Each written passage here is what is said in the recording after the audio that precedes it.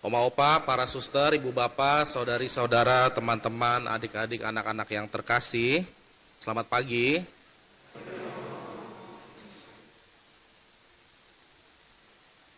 Kita itu suka sekali ya, jangan sebut kita lah, mayoritas dari umat Katolik itu ada rasa ingin tahu terkait akhir zaman itu seperti apa.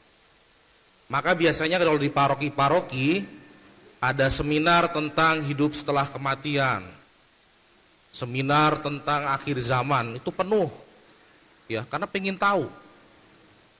Dan berkali-kali juga coba dilukiskan lewat film-film.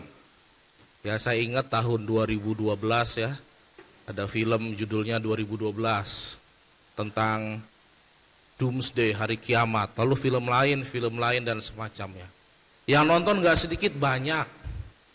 Padahal isinya mengerikan ya. Isinya mengerikan, banyak bencana dan semacamnya. Begitu juga banyak orang-orang yang berusaha menafsirkan, meramal. Seperti yang baru terjadi sekitar tahun ini apa tahun lalu ya. Ada peramal dari India yang meramalkan dunia akan berakhir, begitu kan. Tapi ternyata tidak berakhir.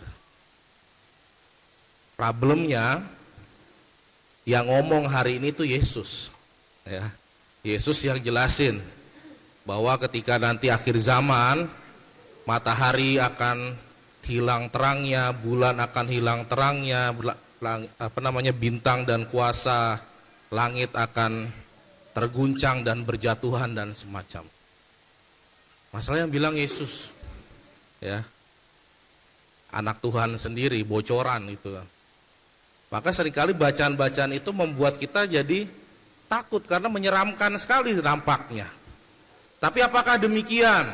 Pertanyaan dalam renungan saya, apakah sebenarnya Yesus mau menakut-nakuti kita atau tidak sih dengan menceritakan itu? Dalam doa dan permenungan saya kemudian kok merasa apa yang dikatakan Yesus itu sebenarnya bukan untuk menakut-nakuti, tapi sebenarnya mengajak kita untuk berefleksi, bertanya kepada diri kita masing-masing.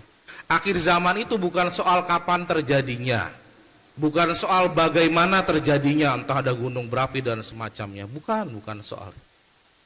Ketika Yesus berbicara tentang akhir zaman, Yesus itu sedang bertanya kepada kita masing-masing, kamu sudah menghidupi imanmu sejauh apa?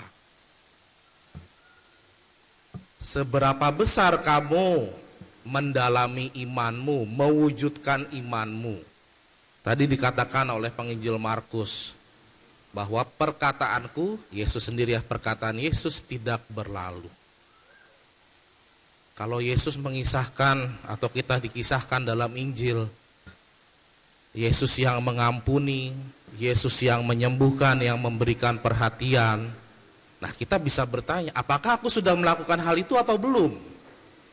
Atau jangan-jangan karena ketidaklalaianku, karena aku lupa, karena aku terlalu sibuk dengan diriku sendiri, bukan kerajaan Tuhan yang sedang kubangun, tapi tindakanku semakin mendekatkan kepada sesamaku, itu akhir zaman itu sendiri.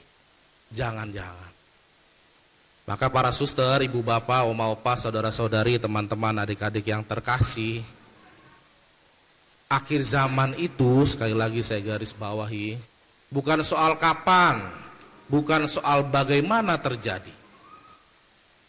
Tapi akhir zaman itu terkait dengan aku saat ini sudah mengusahakan apa dalam hidupku. Imanku sudah berbuah apa dalam hidupku. Tahun depan kita akan merayakan Yubelium, tahun rahmat Tuhan. Ya, berkali-kali Paus juga mengatakan tahun rahmat Tuhan itu sudah dekat hadir di tengah-tengah kita. Caranya gimana ya? Kita hidupi iman kita jadi berkat untuk sesama. Nah, kalau kita lupa untuk menjadi berkat untuk sesama, jangan-jangan bukan kerajaan Tuhan, bukan tahun rahmat Tuhan, tapi akhir zaman yang pelan-pelan datang karena sikap kita masing-masing. Maka Bapak Ibu saudara-saudariku yang terkasih, kita sama-sama berjuang. Yuk kita hidupi iman kita, Kalau masih ada yang sulit untuk mengampuni, belajar perlahan-lahan mengampuni. Kalau ada yang masih suka marah-marah, ya belajar tahan amarahnya. Kalau ada yang suka mendendam, belajar untuk direlakan. Kalau ada yang masih sulit mendoakan sesamanya, pelan-pelan kita berjuang untuk mendoakan sesama kita.